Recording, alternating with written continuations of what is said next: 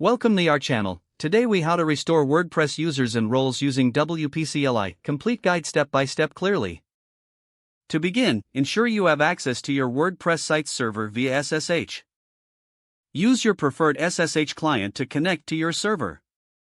Navigate to your WordPress installation directory. You can do this by entering the command cd/path/to/your/WordPress. Once in the directory, confirm you have WP-CLI installed by typing wp-info. If WP-CLI is installed correctly, you will see version information displayed. Next, check the current users in your WordPress database by running wp user list.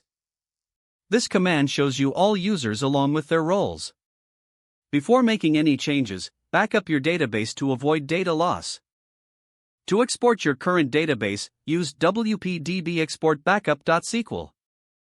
Now, to restore specific users, you will first need their IDs or email addresses.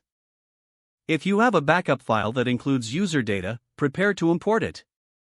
To import users, use the command wp-import/path/to/your/userdata.xml authors equals create. Replace the path with the actual location of your user data file. After importing, verify the users have been added by rerunning WP user list.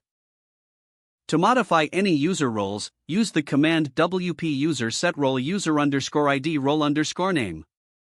Substituting user_ID with the actual ID of the user and role_name with the desired role. Each time you run this command, you can change the role for different users as needed.